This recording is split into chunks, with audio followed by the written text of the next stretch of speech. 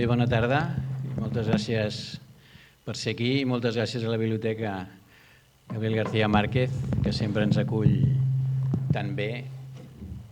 I bé, és un plaer, jo soc Joan Tarrida, el director de Galàxia Gutenberg, i presentem avui aquesta nova edició de Llibreries del Jorge Carrión, que és un llibre que ja sabeu que es va publicar el 2013 a l'editorial Anagrama, i ara el reprenem a Galàxia Gutenberg, que és on hem estat editant des de ja fa uns anys els nous llibres del Jorge Carrión, i anem recuperant els llibres que ell havia publicat anteriorment a altres editorials a mesura que els contractes acaben o que hi ha un motiu, com en aquest cas, per reeditar-lo revisat, ampliat i amb fotografies, per exemple, és a dir, i amb un pròleg de Roger Chartier, que també és un pròleg molt interessant.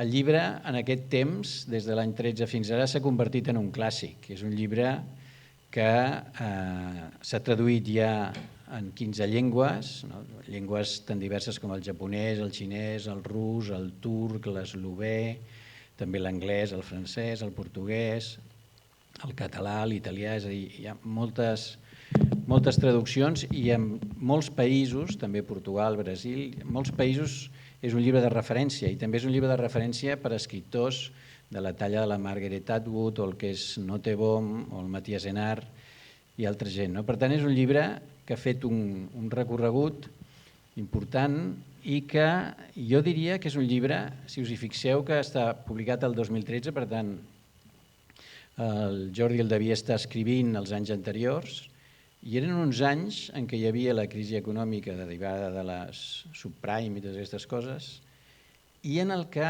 les llibreries en general hi havia molta gent que els hi pintava un futur molt negre, o gairebé ni futur. Jo recordo en aquelles èpoques a la Fira de Frankfurt, que és la fira més important del món del llibre a nivell internacional, que creixien els estants d'altres menes de llibres, de llibre electrònic, de llibre d'altres menes, i en canvi els llibres en paper anaven com reduint-se i moltes veus deien que el 2020 ja no n'hi haurà. I res d'això ha passat, res d'això ha passat, sinó més aviat al contrari. Els llibres en paper segueixen venent-se més, cada vegada hi ha més llibreries i cada vegada hi ha més biblioteques com aquesta biblioteca meravellosa on estem avui. I això el Jordi ho va saber veure que hi havia uns motius, unes raons per les quals ens agrada, als que ens agrada llegir, anar a les llibreries. Perquè és a les llibreries on tu trobes allò que no saps que existeix, cosa que no passa a les llibreries virtuals, això que vas a buscar el que tu ja saps que existeix. És a dir, la sorpresa, el descobriment està a les llibreries i molts altres aspectes que el Jordi ha anat tractant en aquest llibre i que fa del llibre, com dic, un llibre de referència. I avui tenim per parlar amb el Jordi, en Berto, que moltes gràcies per ser aquí, que és un lletraferit, com sabeu, i que ha fet molt i fa molt per la difusió dels llibres, que aquest és un altre dels aspectes que des del 2013 cap aquí, no, Jordi? També s'ha anat ampliant molt tota la promoció del món del llibre o el parlar de llibres en llocs que en aquell moment, quan tu escrivies llibreries, segurament no se'n parlava tant com els podcasts o els programes de televisió, els programes de ràdio, on gràcies a gent com Alberto hi ha això, hi ha aquesta mena de presència constant del llibre.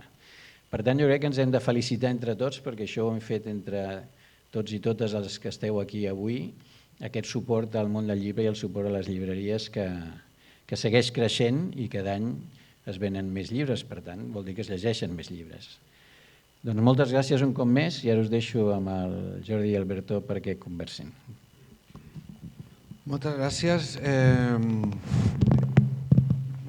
Si us sembla, hem decidit amb el Jorge que parlarem en castellà perquè és la llengua en què ens vam conèixer i és molt estrany, com ja sabeu, pels catalans canviar de llengua quan són com els ànecs quan neixen, que la primera persona o animal que veuen es queden allà. Llavors, per nosaltres ara canviar seria raro.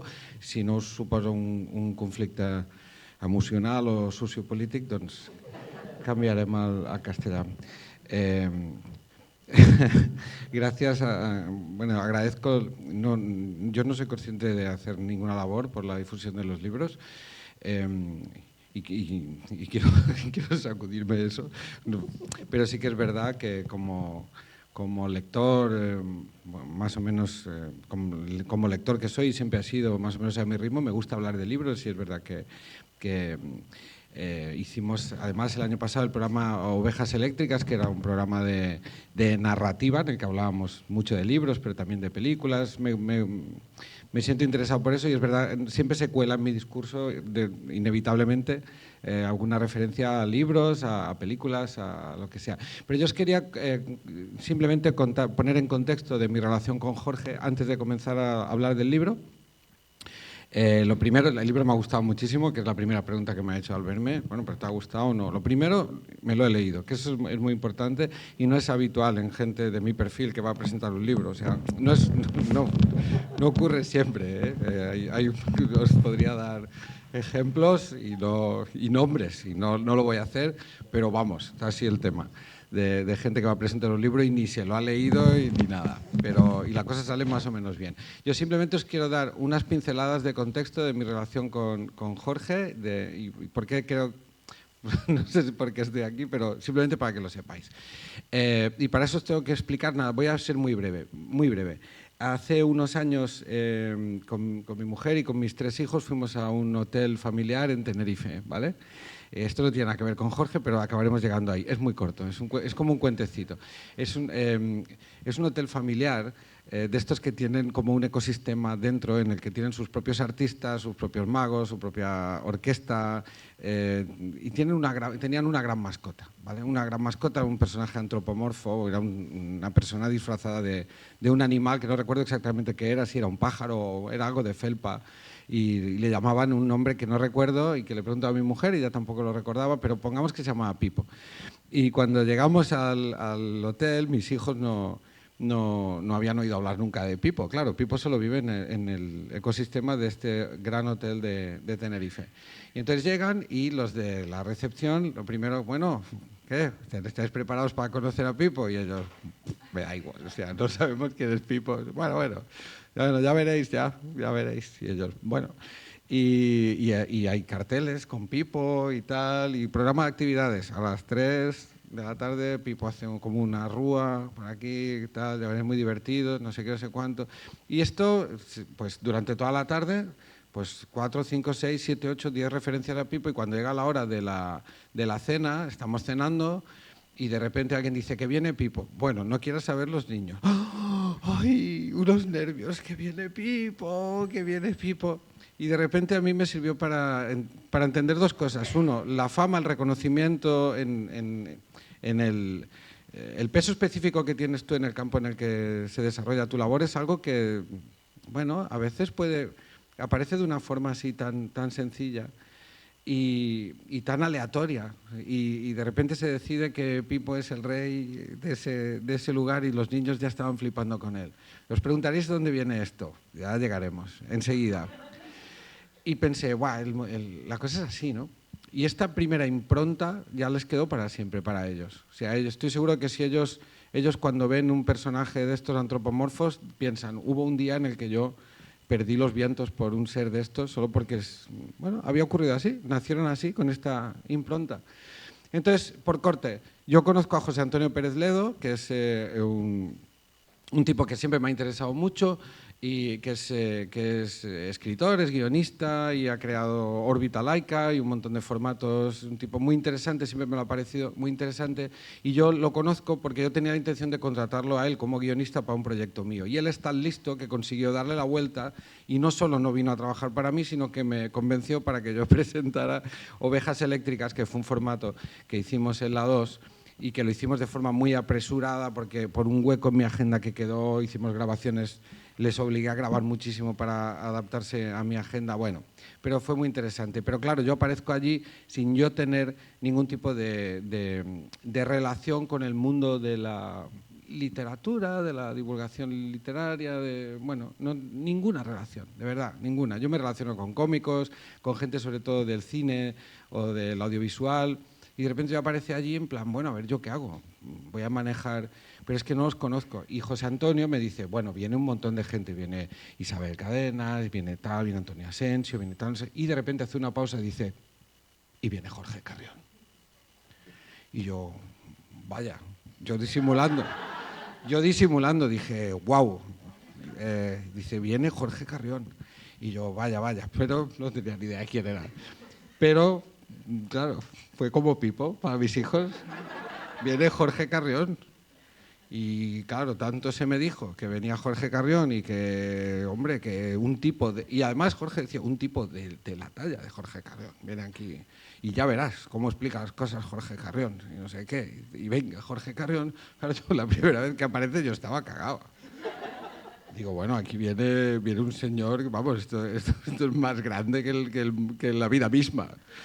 Y entonces esa impronta está en mí. Para mí. Luego lo conocí y es un tipo amable, generoso. Fue un placer hacer aquellas secciones con él allí. Explica las cosas de una forma magistral. Pero luego es que además llego a casa y le cuento a mi mujer, claro, mi mujer, ¿cómo te ha ido ahí con esa gente tan lista?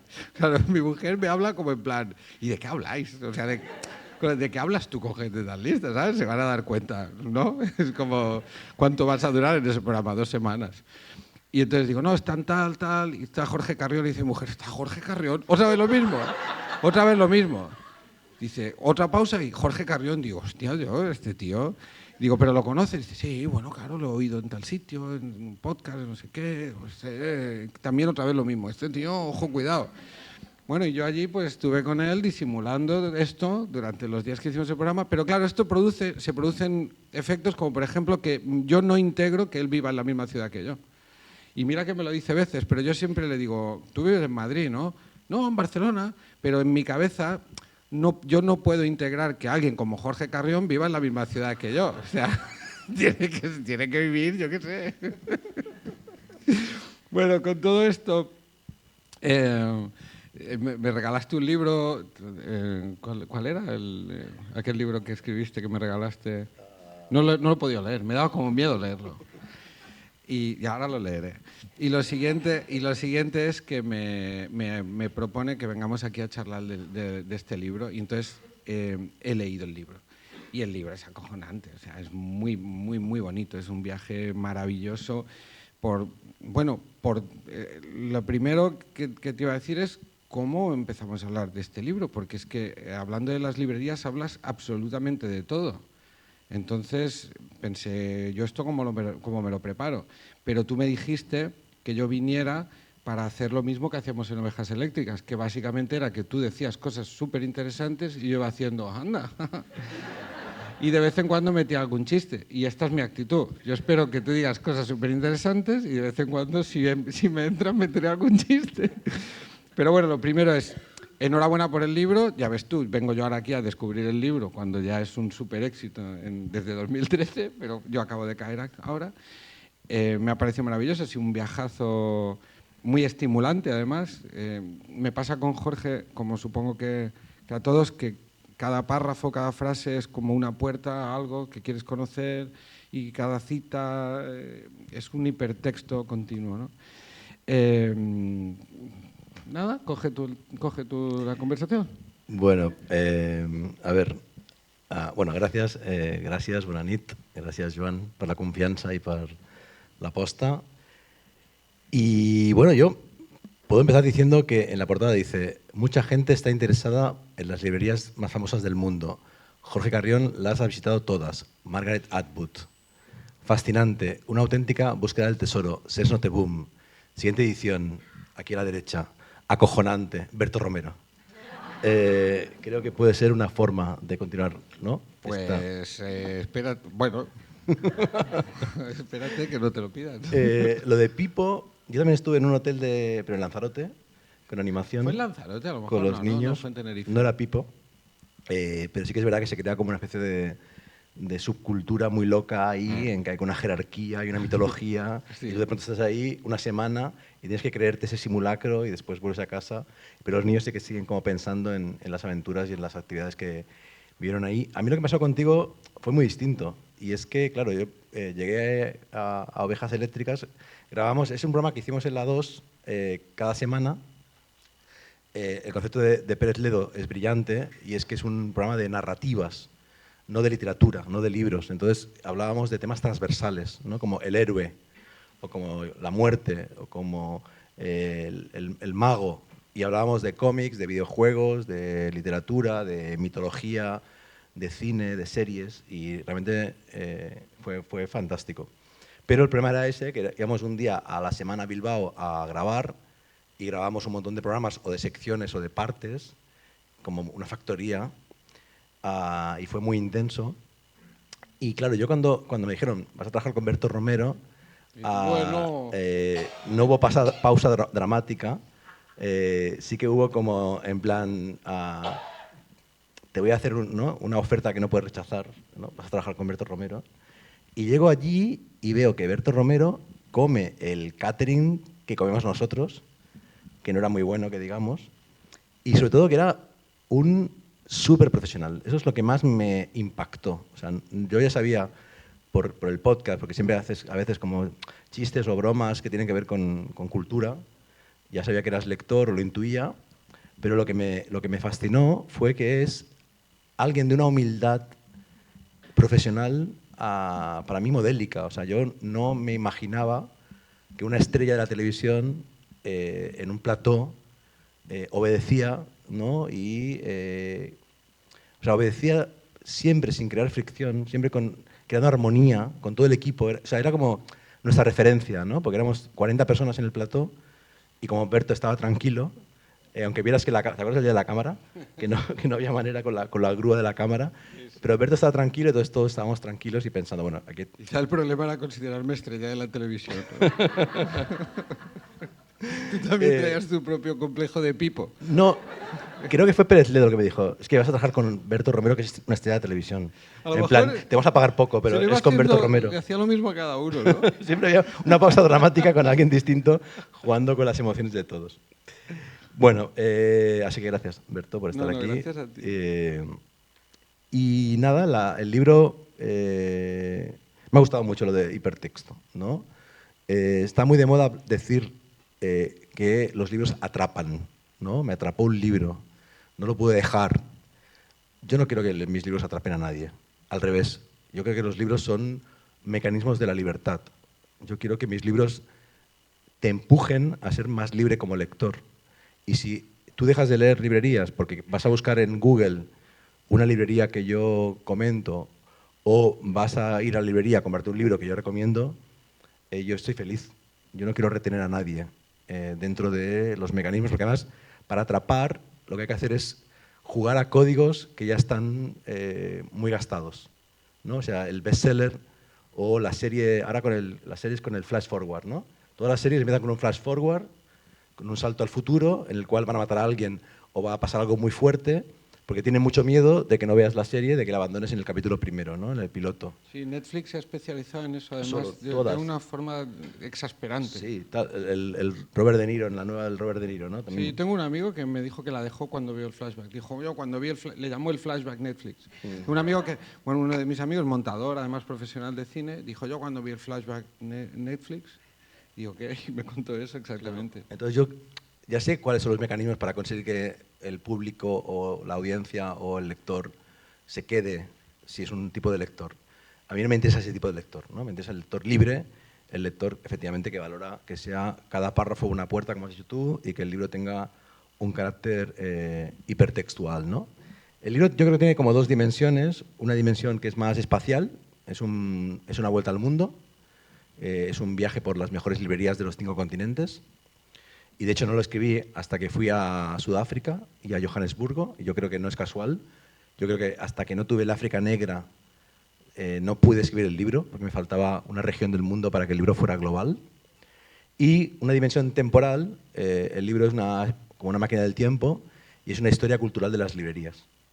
Empieza con Grecia, yo voy camino por Atenas y cuento tanto las librerías de Atenas en el presente como el origen del libro en la antigua Grecia, y acaba con Amazon, con el libro electrónico y con el siglo XXI, y lo que hago es contar la historia del libro y de las librerías desde la antigüedad hasta hoy, mientras voy viajando por todo el mundo, ¿no? De modo que se puede leer como guía de viajes, se puede leer también como historia de la cultura. Eso me ocurrió volviendo a, o sea, poniendo como ejemplo mi vivencia personal con el libro. Es cierto que me lo tenía que acabar para hoy. Y entonces la semana pasada pensé, bueno, voy a correr, porque... Pero el propio libro me frenó. O sea, en un momento dado pensé, no, aunque me hubiera dado mucha vergüenza llegar y decirte, me faltan tres capítulos. Y no, simplemente el libro escogió su propio ritmo y precisamente lo he acabado esta tarde. Me gustó mucho nada más entrar en él, el concepto de entrada me parece súper interesante. Cuando contrapones la librería a la biblioteca, pese a que estamos en una biblioteca y nada más lejos de mi intención que nos corran a gorrazos de aquí, pero el concepto de la biblioteca como algo más estático, más que conserva, que preserva, y la librería como un lugar móvil donde los libros se encuentran a su lector, donde como más vivo, ¿no? Por decirlo de alguna manera. Ese fue la... Sí, eso es, en las primeras páginas hablo de cuentos sobre libros, como los de Borges o los de Stefan Zweig, y después hablo de la biblioteca, que es un tema que no aparece casi en todo el libro, porque este libro lo escribí porque no había ningún libro que te contara la historia de las librerías. En cambio, hay un montón de libros que te cuentan la historia de las bibliotecas. Entonces, como que asumí que hay mucha información sobre el tema de bibliotecas y no lo incluí apenas, ¿no? Entonces, hago esta comparación, ¿no? Que las bibliotecas son... O sea, esta biblioteca idealmente llegará al siglo XXII aquí, con un fondo que irá cambiando, con trabajadores que irán cambiando, pero con una conciencia de su historia brutal, ¿no? Y dentro de un siglo se celebrará el siglo de la existencia de la García Márquez. En cambio, una librería en 20 años puede cambiar 3 veces de sede, puede cambiar 2 veces de dueño, incluso de nombre, y no obstante, por algún tipo muy raro de principio, sigue siendo la misma librería, ¿no? Entonces son como mutantes, son nómadas, son inestables, trafican con el presente, mientras que la biblioteca más bien como mira hacia el pasado, ¿no? Y por tanto son complementarias. Cuando presenté el libro en todas partes, es que me acuerdo incluso en una presentación en Melbourne, o sea, te vas a Australia y te hacen la misma crítica que en Carabanchel, ¿no? Y era, ¿por qué hablas de librerías que son capitalismo, que son privadas, y no de bibliotecas que son públicas, etcétera, ¿no? Y de tanto me lo preguntaron y yo tantas veces respondí lo mismo, bueno, porque de bibliotecas ya hay muchos libros, no quería ser evidente, etcétera, que al final empecé a ir a las bibliotecas también de los países donde iba. Bueno, ¿no? Claro, en plan... Os voy a hacer la segunda parte. De acuerdo. Pero no hice la segunda parte, que era como lo lógico. O sea, este libro le fue muy bien. Lo lógico hubiera sido, bueno, voy a hacer bibliotecas, ¿no? Pero como me autoboicoteo, lo siguiente que hice fue ciencia ficción. Pero sí que hay un libro mío que se llama Contra Amazon, que es una antología de crónicas y de ensayos de todo el mundo, y ahí hablo mucho de bibliotecas. Y en el epílogo de librerías también hablo de bibliotecas. De hecho, aparece esta biblioteca. Sí. Porque lo que he hecho en el libro es empezar con, o sea, toda la primera parte, digamos, es la original, la que escribí hace casi 15 años, pero actualizada, es decir, hice un trabajo de revisar frase por frase. De estilo he cambiado muy pocas cosas, pero en cambio he cambiado muchos pequeños datos, ¿no? Por ejemplo, cito la librería Noyes You, que está aquí, como siempre, vendiendo libros en la biblioteca. Y hace 12 años citaba una librería, que era la de Poblenou. Ahora son 3, Poblenou, El Clot y Palafrugell, ¿no? Entonces, eso lo cambié. Y fui como cambiando todo, haciendo fact-checking, ¿no? Verificación, y ahí me di cuenta, y eso me encantó, que la gran mayoría de las librerías que cité hace 12 años, 13 años, están abiertas, ¿no? Y como decía Joan, en aquel momento parecía lo contrario. Por eso esta portada que ha hecho un artista argentino, se llama Max Rompo, es tan bonita, ¿no? Es como los lectores como luciérnagas, las librerías como un fanal, como una luz, ¿no? Que atrae y que nos ilumina y que nos guía. Y en cambio la edición de Anagrama era una foto de una biblioteca en ruinas, ¿no? Porque era otro mundo incierto para las librerías. Ahora parece que todo va a ir bien, ¿no? Bueno, pues hice este trabajo de actualizar todo el libro con detalles y después escribí 25, casi 30 páginas nuevas al final. También un prólogo nuevo de Roger Chartier, el experto en historia del libro, que bueno, siempre ha defendido este libro, le gustó mucho cuando lo leyó en francés y me ha hecho el prólogo. Y un epílogo nuevo, y ahí pongo las bibliotecas, ¿no? Como que pido perdón a la humanidad por haberlas obviado. Y hablo de las bibliotecas en el contexto, porque claro, es un epílogo sobre qué ha pasado en todo este tiempo. Y hablo de fenómenos actuales, ¿no? Y uno es el fascismo, la extrema derecha y la censura. Y hablo mucho de las bibliotecas en Estados Unidos y su papel de defensa de la libertad de expresión. Claro, uno no puede, o sea, no es una novela, pero uno no puede dejar, o sea, uno no puede evitar con esta necesidad que tiene el cerebro humano de convertirlo todo en una narración con su inicio, con su nudo y con su desenlace, de leer a veces esta historia de las librerías, pero casi del mundo, ¿no? De los libros, como tú decías, y cuando yo llegaba al final, de alguna manera uno busca pues dónde estamos y cómo me va a dejar el libro, porque hay un tramo hacia el final en el que parece que bueno, como en una buena película, con una buena narración, la cosa se pone mal, ¿no? Para los héroes. Y, hostia, oye, las librerías pasan su mal momento, etcétera. Y luego hay como este tramo final en el que de repente me venía a la cabeza Fundación. Cuando hablabas de este momento que vivimos con el auge de la extrema derecha y el fascismo que vuelve por sus fueros y casi la censura a los libros y tal, y hablabas de las librerías como estos núcleos que se encargaban, ¿no?, de preservar. Me recordaba a Fundación cuando ante el colapso de la galaxia, en una punta de la galaxia crean la Fundación precisamente para... Pues yo he pensado un montón en Fundación estos días. ¿Sí? Y en Dune, ¿has visto la serie? Sí. No, la serie. La serie de Dune. No, ¿cuál serie? ¿Hay una serie? Hay una serie. Ah, no y sabía. está muy bien. Pasa como antes, mucho antes, de Paul Atreides. Ah, vale, como la de las Bene Gesserit esta. La de las monjas sobre las monjas estas. Sí. No. Pues está muy bien. ¿Sí? Está muy bien.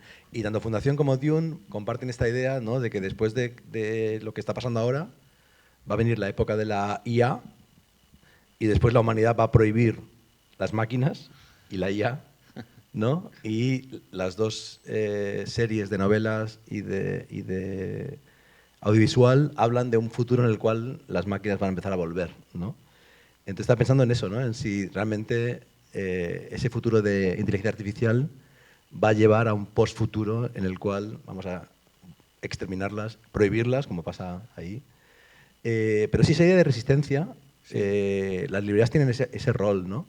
Y hay un capítulo, o sea, me ha encantado esto que dices del héroe, porque efectivamente hay como un arco narrativo, ¿no?, de las librerías.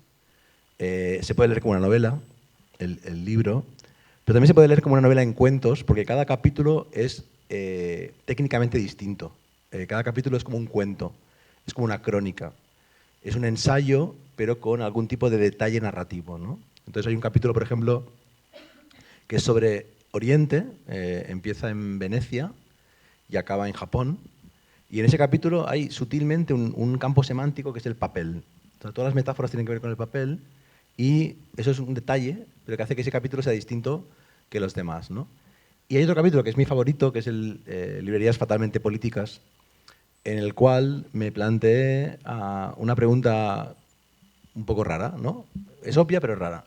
Porque siempre hablamos de que a los nazis les gustaba la música clásica, ¿no? Pero nunca hablamos de que a los nazis les gustaban mucho los libros. Porque nos molesta, claro, ¿no? Que... No os apropiáis de eso también, claro, nazis. Claro.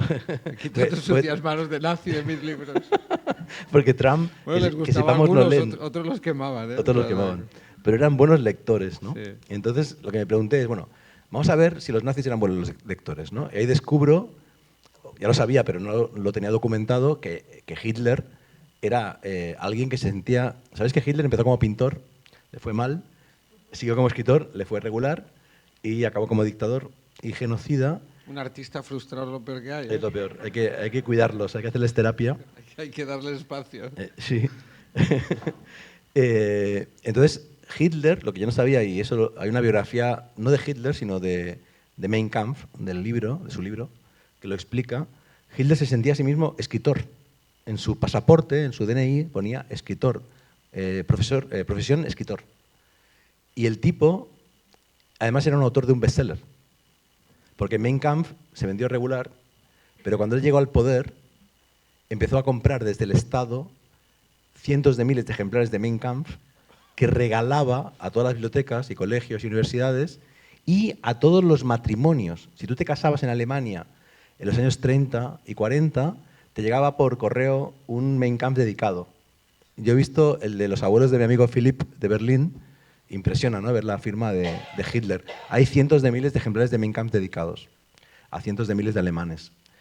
Y claro, el tipo pues cobraba derechos de autor, ¿no? Era como un poco, era como la autoedición en Amazon, pero a lo bestia, Hitler, ¿no? Entonces veo que Hitler era un gran lector. Gracias a que era un gran lector, fue un gran censor, porque alguien que sabe cómo funciona la lectura puede controlarla. Y después hice la misma pregunta con todos.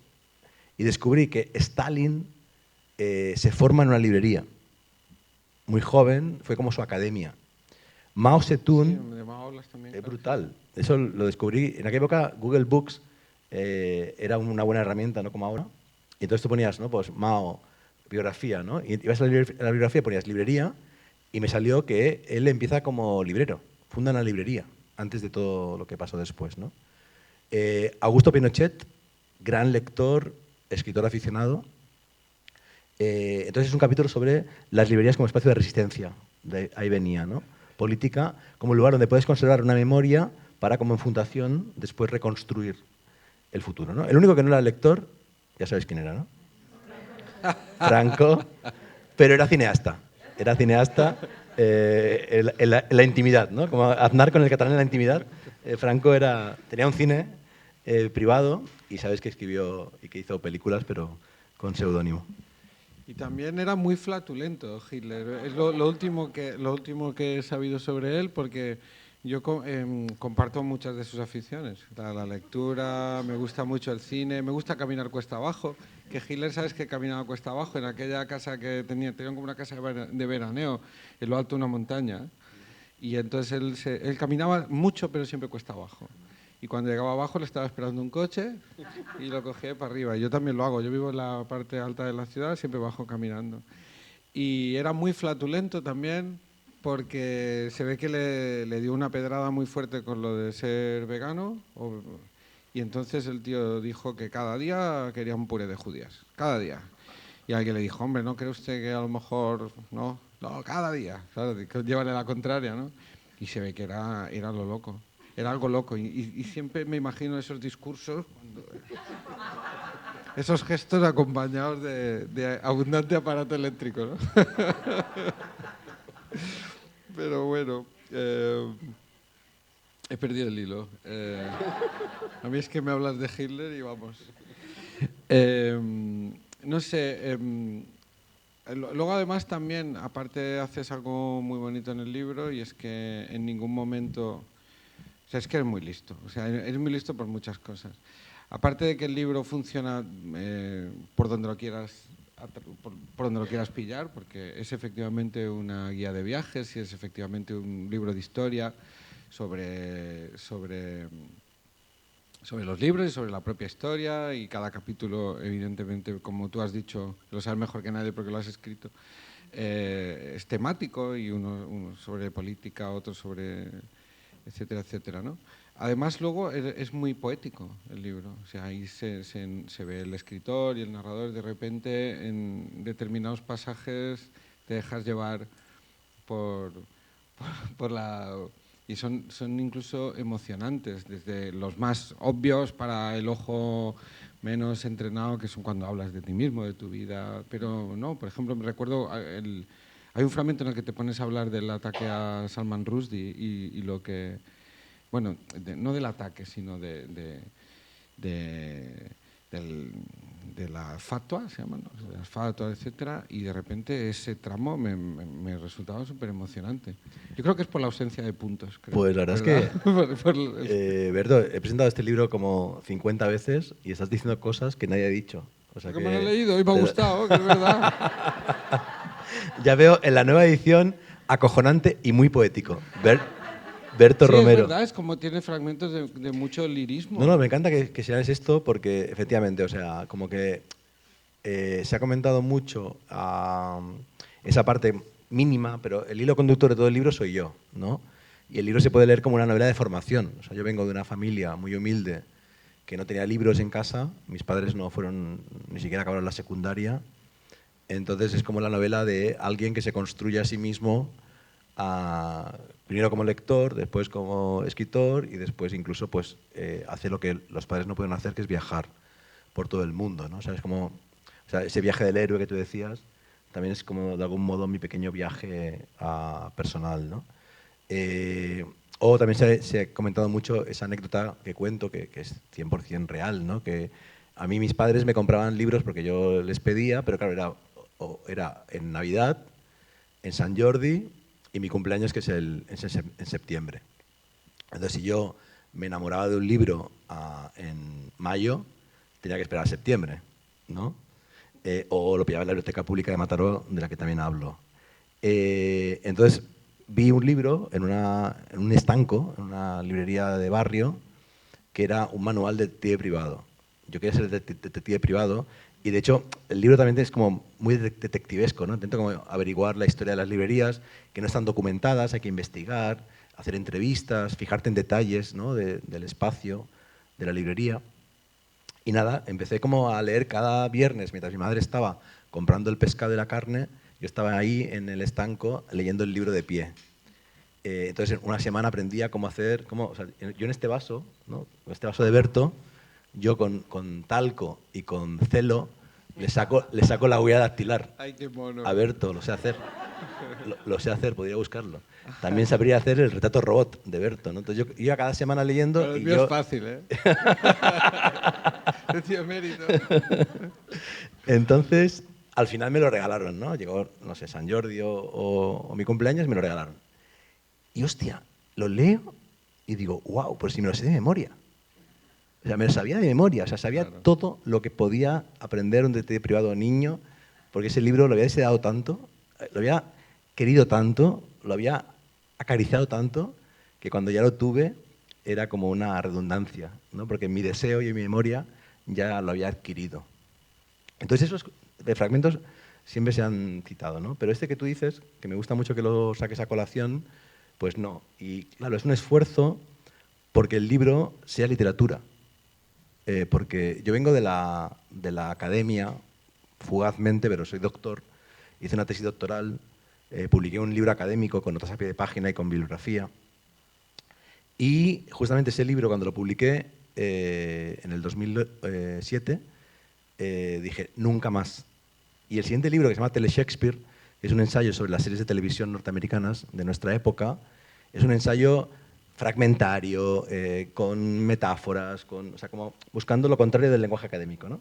Después de Tele Shakespeare ya me calmé, y Librerías es menos como querer demostrar que es poético, pero sí que hay una dimensión poética. Y este fragmento es que me leí la biografía, las memorias de Salman Rushdie, sobre cuando prohibieron los versos satánicos, y es muy fuerte, es un libro muy fuerte, porque claro, él se salvó hasta que ahora casi lo matan, ¿no?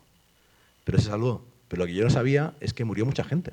O sea, hubo bombas en librerías, hubo protestas, hubo mucho odio, mucha violencia, y el modo de resumirlo es una enumeración polisindética, es decir, con I, ¿no? Hay muchos sintagmas unidos con I. Entonces es como un poema en prosa a lo Walt Whitman para resumir la vida de los versos satánicos.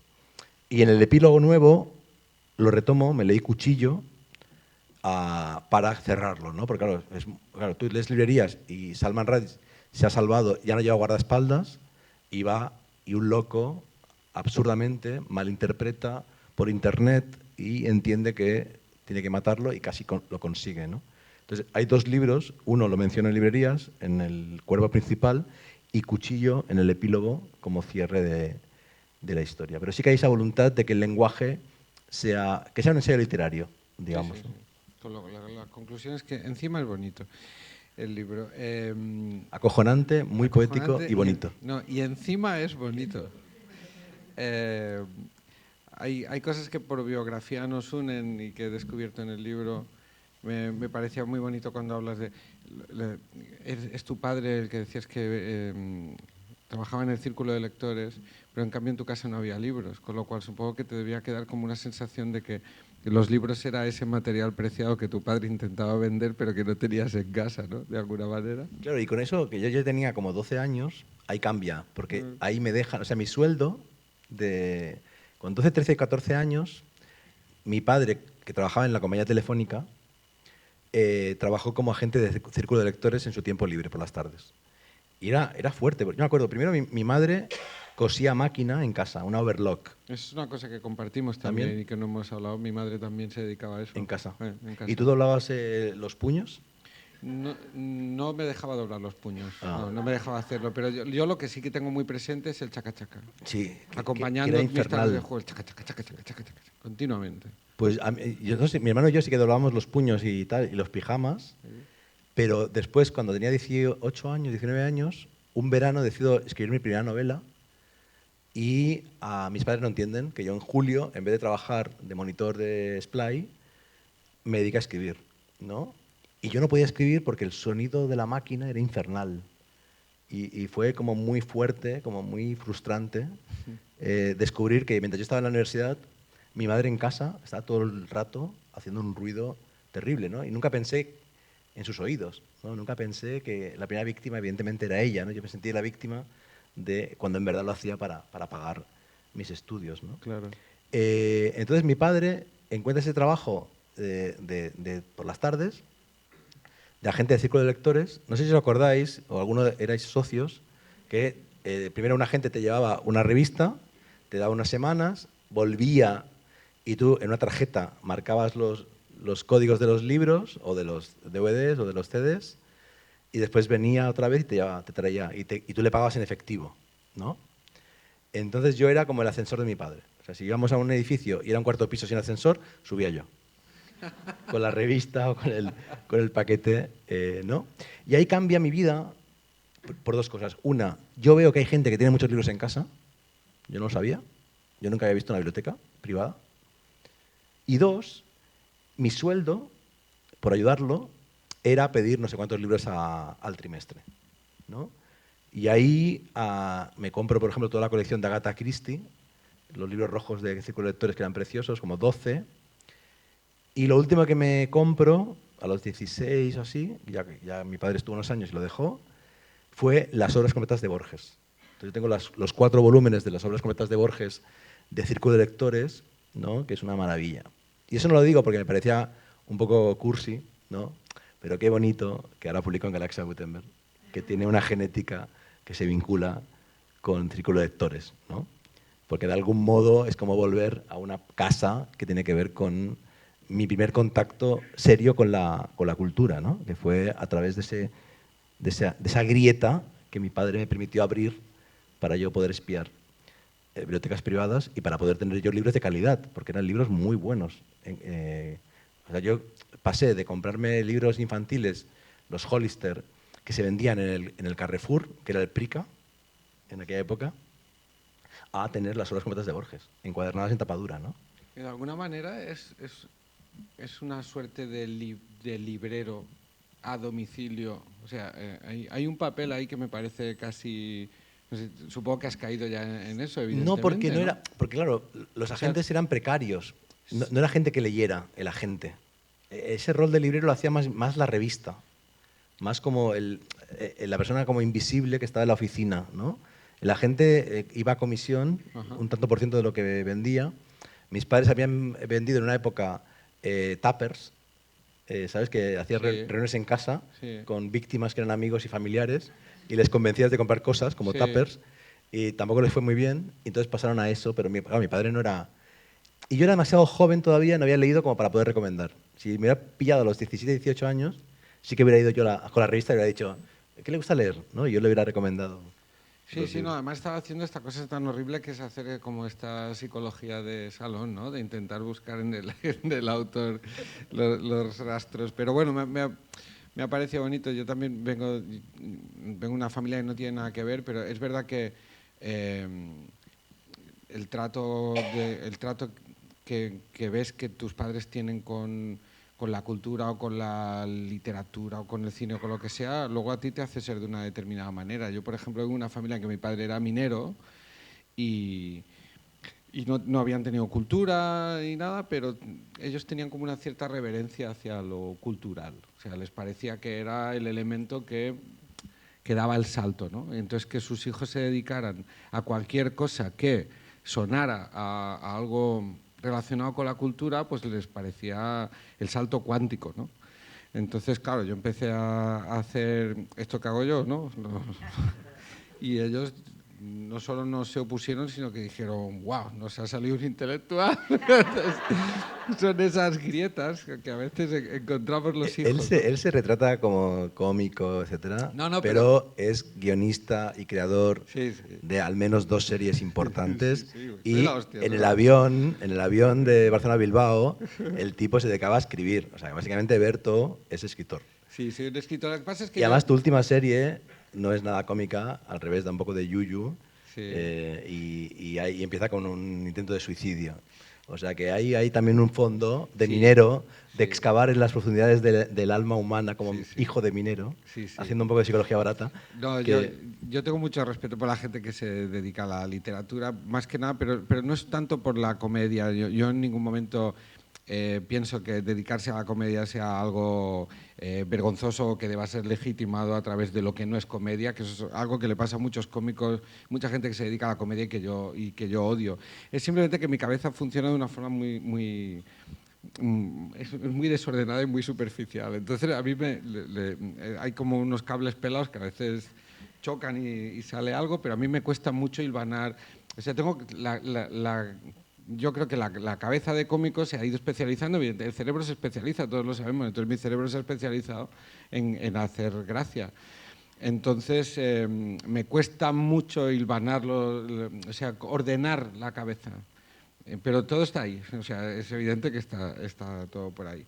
Pero bueno, no hablemos de mí, sigamos hablando de librerías. Bueno, no sé cómo queréis, igual quieren la gente hablar contigo o hacerte alguna pregunta o lo que sea. Otra de las cosas que he pensado leyendo el libro es, aparte de la pedrada guapísima que te ha dado con las librerías y cómo las has llevado durante toda tu vida y cómo le has sacado tanto rendimiento, he pensado, joder, qué listo, esto es como si yo escribiera un libro sobre teatros, que es donde voy a trabajar, ¿no? Y entonces te has asegurado... O sea, ya sé que no lo has hecho con esa intención, pero de repente un escritor que cuando va al lugar donde se van a vender sus libros, ahora mismo te hace la ola en todas las librerías del mundo. Yo ya sabía que eras listo, pero de repente esto me ha hecho como caer del caballo, en plan, es el más listo del mundo. Nunca se me ocurrió, no hubo ningún tipo de cálculo. Pero ha pasado, mira. Ha pasado para bien y para mal. ¿Qué quiero decir con esto? O sea, yo escribí este libro porque este libro no existía. Y fue una intuición, fue un pálpito, lo escribí ahí como a muerte. Además, en unos meses muy felices. O sea, este libro lo escribí con mucha felicidad, que no es algo habitual. Tú con los libros sufres. Este libro no, este libro como que fue una experiencia feliz. Y efectivamente después descubrí eso, ¿no? Que al menos en todas las librerías en lengua española y en verdad en muchos países del mundo saben quién soy porque como que los reconocí. O sea, en verdad, en el pensamiento colectivo librero faltaba que alguien les dijera sois importantes. Era muy obvio que son importantes, pero nadie lo había hecho. O sea, nadie les había dedicado un libro. Era ridículo, era absurdo y yo lo hice. Y eso es la buena noticia, ¿no? Y efectivamente ahora en todas las librerías me conocen, saben quién soy. La mala noticia, en el libro caben un número limitado de librerías. Y todo el mundo cree que debería estar en el libro. Y si no están, igual les molesta un poquito. Entonces, claro, hay ahí un problema de canon, ¿no? Que es un problema clásico de la cultura. La cultura se mueve por cánones, por listas, por selecciones, y no todos podemos estar seleccionados, ni todos los libros, ni todas las películas, ni todos los cómicos, ni todas las series, ni todas las librerías. Pero el libro reacciona contra eso. O sea, quiero decir, el libro precisamente habla de lo opuesto. No es que hable explícitamente en contra de hacer listas, pero sí que yo creo que da a entender que la librería y la función de la librería y cómo están evolucionando o hacia dónde están yendo, se tienen como que rehumanizar y que se están humanizando y por lo tanto se vuelven más caóticas, más especializadas, se mezclan con otro tipo de actividades, ¿no? Totalmente. Y además, en una librería caben muchos libros. O sea, tú entras en una web y en la pantalla caben muy poquitos libros. En una librería, en la mesa de novedades o en el escaparate, hay 100 veces más libros que en una web, ¿no? Pero, aunque es verdad esto, que son como anticanónicas en algún sentido, sí que es verdad que en el libro hay como, no sé, 100 o 150 librerías mencionadas y no puede haber más. Entonces, esta nueva edición lo que he hecho es una galería de fotos de mi archivo que me pareció coherente porque mi archivo de fotos, que tengo miles, es la base del libro. Si yo no hubiera empezado a coleccionar librerías hace 30 años, no hubiera llegado a escribir este libro. Tú decías del cerebro que se especializa en la comedia o en el humor. El mío se ha especializado en algunos temas y uno es los espacios del libro, ¿no? Desde las librerías o las bibliotecas hasta mi novela Membrana, los museos, ¿no? O sea, en mis novelas de ciencia ficción también estoy como pensando en el futuro cómo será el espacio del conocimiento, pero a la vez creo que lo más sabio que dijo alguien sobre este tema lo dijo Ricardo Piglia, el escritor argentino, cuando presentó librerías en Buenos Aires, que dijo, da igual las librerías que mencione Carrión, porque lo que importa es que tú, como lector, vas a proyectar en este libro tus librerías. Porque este libro lo que hace es activar en tu memoria una zona de la que tú no eres consciente y es las librerías que te han marcado. Y ahí, claro, digo con otra tecla, ¿no? Porque tú buscas la biografía de Hitler o la biografía de Borges, cualquier biografía, lo más probable es que en el índice onomástico no haya ninguna librería. Si hay alguna librería es porque es muy famosa la librería. Como por ejemplo en la biografía de Joyce, que aparece Shakespeare and Company. Pero Joyce fue a 300 librerías en su vida, o a 1000, y aparece una en la biografía, porque nadie había conciencia de su importancia. Entonces este libro de pronto a un librero le dice, sois importantes, pero a cada uno de nosotros nos dice, ojo, que tú te has formado en una universidad, sí, en un colegio, sí, aquella profesora fue importantísima, sí, pero probablemente había una librería en tu barrio, o un kiosquero, o una biblioteca que también fueron importantes. Recuérdalas. Y ahí, pam, ¿no? Como la Madalena de Proust, de pronto te acuerdas efectivamente de aquel día que aquel libro lo encontraste en aquella librería y que ese libro te marcó la vida porque estaba en una librería un día en que te estaba llamando, ¿no? Y este libro tiene que ver también con eso, con esa memoria como emocional y personal que todos podemos proyectar gracias a lo que yo cuento de mi vida y de las librerías que yo he visitado. Y una pregunta ya que es imposible de responder, pero que me parece interesante hacerte, porque cuando acabo de leer el libro, a mí me ha quedado una sensación muy bonita de esperanza. Porque además es una persona, por lo poco que te conozco y lo poco que hemos hablado, pero es una persona tremendamente humanista, obviamente, pero me parece que eres muy flexible en tu pensamiento. Totalmente, voy a decir una obviedad, pero voy a decir, estaba pensando, eres muy flexible porque es totalmente opuesto a lo inflexible, que es la obviedad más grande. Pero a veces cuando uno piensa en alguien, un pensador, ¿no? Un ensayista, un profesor, un intelectual piensa, no sé, yo tenía un prejuicio que pensaba que era gente quizá más rígida y cuando observo tu pensamiento que es tan integrador y que mezclas tantas cosas, ¿no? Y que das la misma importancia metes en el mismo saco las series, las novelas, la literatura, las librerías. Bueno, de repente viviendo en un momento de tanta incertidumbre como el que estamos ahora y habiendo leído la novela y que me queda esa sensación de esperanza, ¿cómo crees? Es la pregunta más difícil de responder del mundo, pero ¿qué crees que va a pasar? ¿Hacia dónde vamos? Me refiero en la forma en la que nosotros nos relacionamos con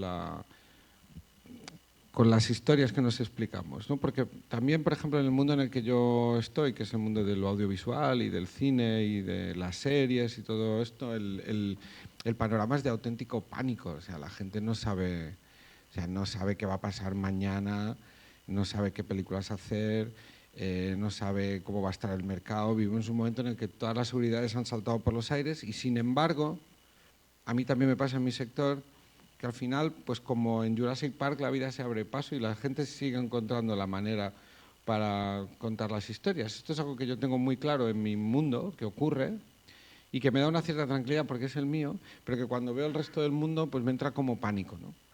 Pero al leer el libro he pensado, no, pues mira, con la literatura y con las librerías igual también pasa un poco lo mismo. O sea, la vida se abrirá paso y nos seguiremos contando historias de alguna manera. Y en este mundo loco que viene, en que, bueno, parece que la inteligencia artificial de repente lo va a poner todo patas arriba o por lo menos va a significar una revolución similar a la que fue en su día la revolución industrial o no sé si la aparición de la imprenta.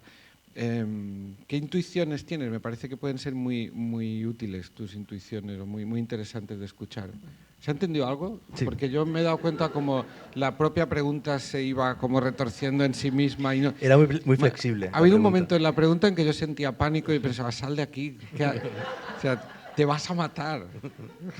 Es como eso, que era laberíntica, pero tiran un flexible. queso por una ladera y la gente... ¡ay! Sobre lo primero, Bruno Munari, el diseñador italiano, un genio, que ayer, paseando por mi barrio, acabé en el barrio de mi amiga Nuria, aquí presente, el Clot, y descubrí que hay una tienda nueva en el mercado del Clot, enfrente, una tienda nueva que se llama La Munari, que es una tienda de diseño preciosa, donde están todos los libros de Bruno Munari, porque Munari, yo eso odio a la gente como Berto, que es buena en varias cosas. Yo soy un poco bueno solo escribiendo. Bruno Munari, además de un gran diseñador y artista... Vaya por Dios. No, me dio rabia tu serie, ¿cómo se llama? El otro lado. El otro lado, porque demuestra que tienes el registro también del drama, que eres buen escritor, además de buen cómico y además buen actor. Y me dio un poco de rabia. Y además con Vigalondo y con Buenafuente, que hacen los tres actuáis muy bien en un registro dramático. O sea, me dio un poco de rabia por los tres. Porque Vigalondo también es un crack como director y como guionista. Con Vigalondo, no sé si sabes, que te voy a pasar el vídeo. Hicimos una batalla pública. Yo defendía las series y él defendía el cine. Fue una pelea como de performance. ¿Ah, sí? Sí, ya te voy a pasar el vídeo en el CCTV. Bueno, Vigalondo es una de esas personas que, bueno, yo hace tiempo que he tomado la decisión de que en el transcurso de vida que me toque vivir voy a intentar pasar el mayor tiempo posible con gente interesante. Y una de las razones también para hacer la serie fue poder tener a esa cabeza cerca durante el tiempo del rodaje, que fueron 2 meses. Y wow, vaya, es una buena montaña rusa, ¿eh? Estar al lado de ese también. Sí. Bueno, entonces, Munari, el diseñador italiano, que ha inspirado esta tienda de diseño y libros preciosa en el Clot, dice una cosa muy bonita en un libro y dice que lo importante de una inteligencia es que sea elástica, ¿no? Y estoy de acuerdo. Y también, es lo contrario de rígido. Efectivamente. De ahí viene, por eso lo estoy diciendo. Y también dice que las opiniones las opiniones tienen fecha de caducidad y cuando hay una opinión mejor, caduca la anterior, ¿no? Y hay gente que cree que su opinión, que se forjó a los 14 años, le tiene que acompañar hasta la tumba. No es así. Uno puede y debe cambiar de opinión tras informarse y pensar, ¿no? Entonces yo, con la inteligencia artificial, mi posición ahora, después de publicar una novela que se llama Membrana, que he mencionado, que es una distopía muy dura en que nos exterminan, no es un spoiler, porque la mayoría de las novelas y películas nos extermina la IA, y de haber coescrito un libro con inteligencia artificial que se llama Los campos electromagnéticos, que la coescribí con GPT-2 y GPT-3, antes del ChatGPT. Mi posición ahora es optimista y de colaboración. ¡Qué bueno! No, ahora luego te diré una cosa.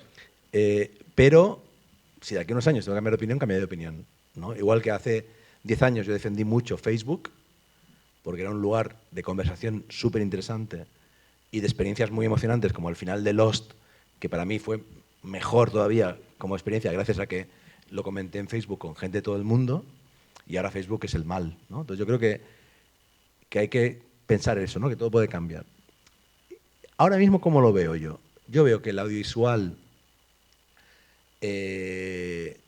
la parte más de efectos especiales, de animación, de gráfica, va a cambiar radicalmente, pero ahora mismo, durante los próximos 10 años al menos, con mucho trabajo humano. Estoy trabajando con gente del mundo audiovisual con IA y el trabajo, o sea, es casi el doble de trabajo. O sea, no hay rodaje y por tanto esa parte no, pero la parte de postproducción y de prompting, ¿no? De conceptualización, es un trabajón muy humano.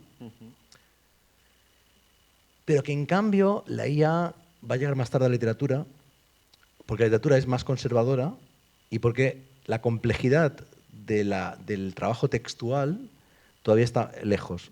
Yo creo que está más lejos la literatura de verdad que la imagen potente de verdad. Dicho esto, ¿cuál es el problema? El problema es que mucha gente cree que la literatura no es eso, que yo creo que es, y para esa gente sí que... Yo una noticia, no sé si la visteis, un club de lectura que les pusieron poemas de ChatGPT y poemas de Emily Dickinson y votaron la mayoría que eran mejores los del ChatGPT. Pero es un problema de los humanos. Sin saberlo, espero. Sin saberlo. Claro, si no, era, si no eran unos guasas, ¿no? Los humanos hemos bajado el nivel de la cultura, por un lado. Por otro lado, la diferencia entre tu sector y el nuestro es que, aunque ese señor quiere ganar dinero y Lidia Rey aquí delante y presente también, como editores, vosotros no trabajáis hasta que hay un contrato y hay dinero, hay un sueldo, hasta trabajar en serio, ¿no? En cambio, por una cuestión de inercia de 3 milenios, los escritores trabajamos y nos autoexplotamos escribiendo libros que a veces no sabemos si se publicarán. Entonces, digamos que en clave económica hay una diferencia muy fuerte porque los escritores tenemos un trabajo muy raro en el cual no cobramos hasta que hemos acabado de hacer el trabajo. Y en cambio vosotros, o en cómic o en videojuegos, no empezáis a trabajar en serio hasta que hay un sueldo, ¿no? Entonces, como que entiendo vuestra incertidumbre del sector porque tiene otras reglas muy distintas que la de la literatura. Dicho esto, la mejor tecnología para leer es el libro en papel, de modo que tiene que cambiar mucho y quizá con las videolentillas cambie o con los neuroimplantes, si es que ocurren, cambie. Pero ahora mismo el mejor modo de leer librerías, librerías tiene audiolibro. El mejor diseño de la historia de la humanidad. Claro, es un artefacto perfecto. Entonces, ahí también es diferente, porque una serie tuya se puede ver en el móvil. De hecho, yo en un capítulo de la serie, de tus 2 series que he visto, las he visto en el móvil. Y en cambio, y es mejor en la tele, imagino que en el cine, pero bueno, no pasa nada si la ves en el móvil. Y en cambio, perdón, lo siento. No tenía que haber confesado. En un avión, por culpa tuya, para ir a Bilbao. Y en cambio, el libro este no tiene sentido leerlo, yo creo, en PDF o en el móvil, ¿no? Sí. Creo. Bueno, esto podríamos discutir, porque yo, por ejemplo, lo de los móviles para ver el audiovisual es una de las razones que ha hecho que se vaya un poco toda la porra, porque se ha equiparado, hace que se haya equiparado el cine con las series y lo ha convertido todo en una pulpa en la cabeza y en los ojos del espectador en la que hemos perdido muchos matices, como seguramente también se ha perdido en la literatura por otras razones.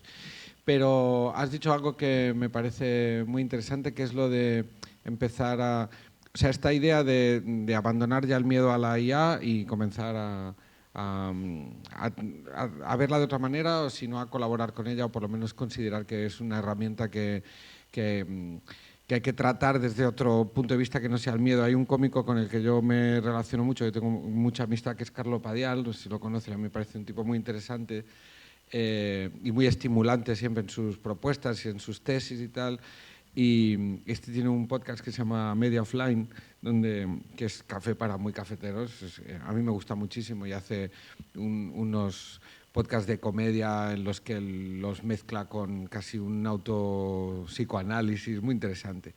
Y de repente lanzo una teoría que yo me la hice mía, que decía que claro, que todos estamos teniéndole miedo a la IA porque nos la estamos tomando en serio y no hemos pensado en usarla para la guasa. Y que si la usas para la guasa, que para mí, claro, de repente me resonó mucho porque para mí es convertirla en aliada.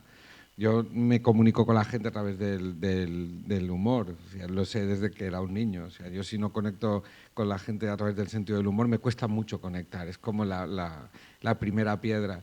Y de repente, claro, pensé, vale, entonces a lo mejor para la guasa sí, porque el tipo le proponía a la inteligencia artificial, sabiendo que la inteligencia artificial responde, o sea, lo curioso de la inteligencia artificial es que va a tope, o sea, no hace pruebas, o sea, tú le dices, hazme una canción de reggaetón sobre tal tema y te la lanza hasta el final, o sea, te la hace con toda la producción, o sea, se la toma en serio. Y entonces él decía, claro, nosotros sentimos frustración cuando le pedimos a la inteligencia artificial que nos haga algo en serio y luego no está bien.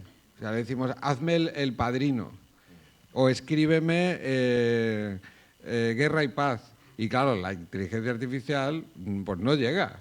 Pero es como un niño voluntarioso que para agradar a su padre, ¿no? al ser humano, va a muerte. Y entonces dice, lo divertido es pedirle que te haga algo en WhatsApp, porque como no tiene sentido del humor, o aparentemente tú crees que no lo tiene, es muy gracioso el resultado. Él, por ejemplo, le pidió últimamente, en el último programa que escuché, le pidió que le hiciera una canción de hip hop de tal, de la costa oeste, de no sé qué, tal, con tal parámetro, con una letra que él le dio, que estaba la letra compuesta era una lista de los traumas que él tenía, traumas familiares. O sea, todos los problemas que en años de psicoanálisis él había detectado.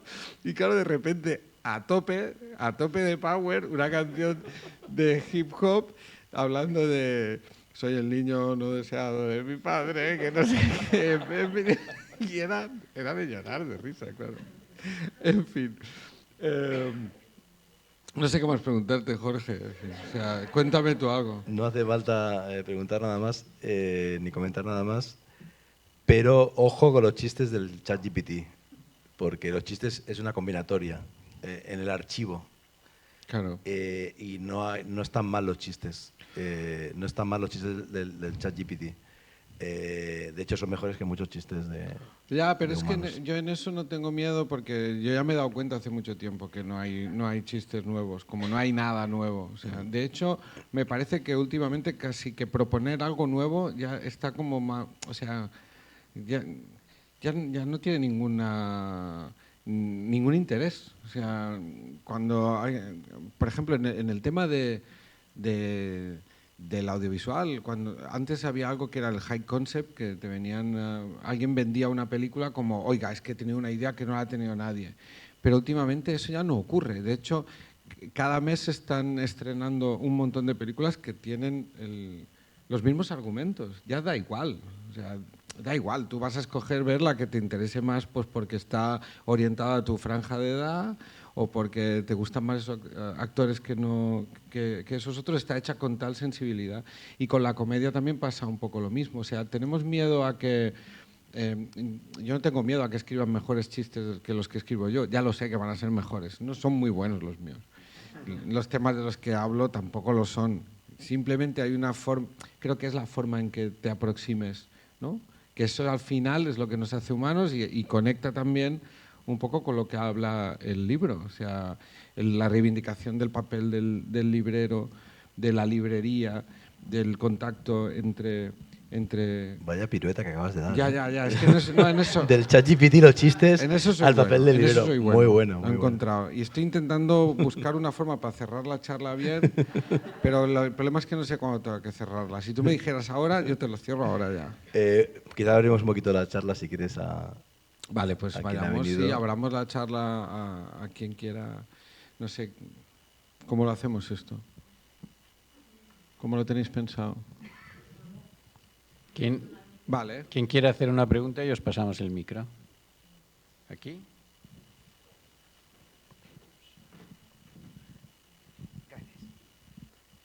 Funciona esto, sí. Bueno, lo mío no es una pregunta, lo mío es un agradecimiento, porque yo tengo una vinculación sentimental con tu libro. Ahora he adquirido la nueva edición, pero la primera vez que yo leí tu libro fue en inglés, porque hice un viaje con mi hija, que ya no vive conmigo porque ya es mayor, a Londres rápido, y siempre procuramos allá donde vamos visitar una librería. Visitamos una librería y ella vio el título y dijo, esto que te gustará a ti, mamá. Y me regaló ese libro. Y yo tengo la edición en inglés, la antigua, eso. Y claro, lo más sorpresivo para mí, yo vi el título y dije, muchas gracias, hija. Lo más sorpresivo fue que tú eras de aquí. De Barcelona, ¿no? Sí, sí. Jorge Carrión sonaba a londinense. No me sonaba londinense. Lo que pasa George es que Carrion. solo me fijé en el título y tal. Pero bueno, que tengo esa vinculación sentimental, entonces cuando vi que venías y tal, dije, tengo que ir. Muchas Y ya gracias. está, eso Muchas es gracias. todo. Pero dime en qué librería, ¿te acuerdas? No me acuerdo del barrio? nombre. No me acuerdo, no. Yo diría que era... Mi favorita es John Sandow's Books, que resulta que en la época en que Eduardo Mendoza vivía en Londres, vivía en esa calle. Iba siempre a esa, estuve hace poco. Pero hay librerías increíbles en Londres. Es que sí. Y yo he de confesar que iba un poquito como detrás de mi hija, que me llevó andando por todos los sitios. Yo no sé cómo es el transporte público. Bueno, lo sé porque había ido hace muchos años. Pero bueno, andábamos. ¿Te cansas, mamá? No me canso. Pero bueno, fue una bonita experiencia, sí. Pues me alegro mucho. Gracias por compartir el recuerdo. De hecho, la edición en compacto de anagrama, que es la de bolsillo, o sea, cuando el libro se traduce al inglés, se va a traducir al inglés, me invita Christopher MacLehouse, que es el editor de ese libro, que es como el Jorge Herralde británico, y me invita a conocer librerías para que amplíe un poco el libro.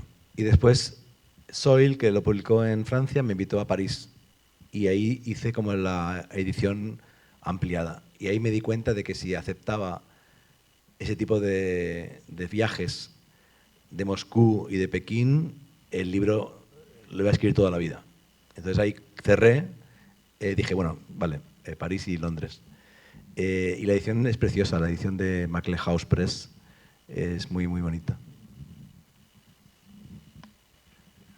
¿Quién más quiere sumarse a la conversación? Pues no pasa nada.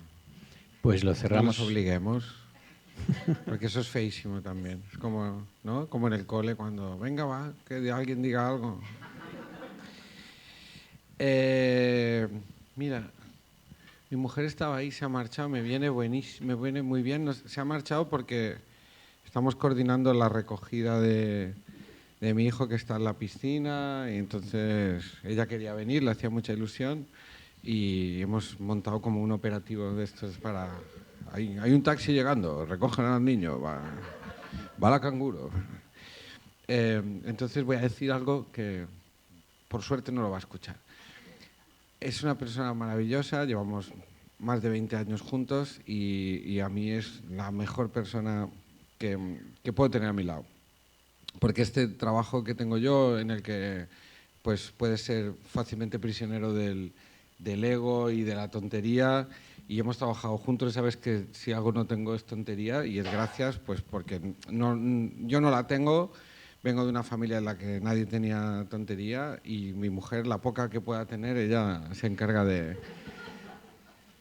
arrastrarla, ¿no? Es una toma de tierra, es una ingesta de tierra. O sea, mi mujer Mi mujer es la autora de la siguiente frase. Yo estaba ya haciendo películas y yo debo tener como 20 películas, entre apariciones pequeñas, cortas y tal. Y en una ocasión me nominaron al Goya Mejor Actor Revelación por un error del sistema. O sea, alguien dijo, me nominaron y luego ya, obviamente no me lo dieron, pero bueno. Y entonces le digo, un día en la cocina, digo, Marta, digo, mira, me han nominado al Goya. ¿Qué más tengo que hacer para que me consideres actor? Inmediatamente dice, ganarlo. Es muy graciosa. ¿Eh? ¿Gato? ¿Qué tiene que ver eso? Bueno, los gatos también te ayudan mucho sí, los gatos te ponen en tu sitio. Sí, sí. Sí, sí. Tú llegas a casa con el ego arriba y el nivel de desprecio con el que te trata un gato, o sea, es como ahí. Entonces, ahora nos vamos a ir a cenar contigo y cuando yo llegue a casa esta noche, y con esto lo voy a cerrar y voy a volver a la narración del principio, le diré, bueno, ya has visto que ahora estoy presentando libros de gente y la semana pasada presenté un libro, tuve la suerte de presentar un libro también de Iván Martín, que es un divulgador de historia griega y de historia romana. Y también me leí el libro y tuve suerte, también me gustó. O sea que, he dicho, es como escritores que me están obligando a leer, ¿no? Y me parece maravilloso. Y entonces le diré, llevo todo el mes presentando libros, he presentado este, y además ahora he presentado uno haré una pausa dramática y diré, Jorge Carrión. Te quiero agradecer de verdad que me hayas dado la oportunidad de pasar este rato contigo. Y nada, te diría que mucha suerte con el libro, pero llego tarde.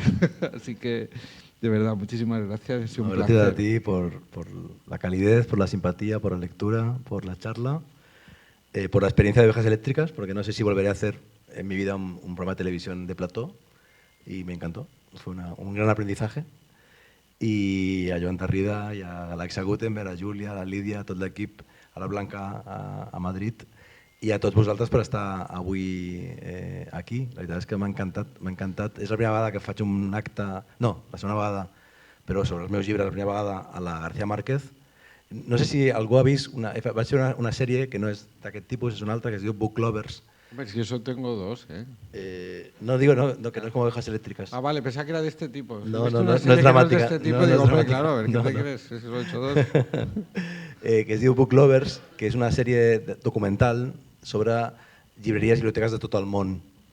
Té 5 capítols, a Lisboa, Buenos Aires, Ciudad de México, Madrid i Barcelona. Es pot veure a CaixaForum Plus, gratis, online. Estem a punt, sembla, de firmar el contracte de la segona temporada. I bueno, que al capítol de Barcelona jo estic aquí a dalt ensenyant la Biblioteca García Márquez perquè em sembla que és una lloja, que és una meravella. Em sembla que Barcelona, el Barça no és el Gran Club de Barcelona, el Gran Club de Barcelona són les biblioteques públiques, que són molts milers, centenars de milers, i em sembla que... Gràcies.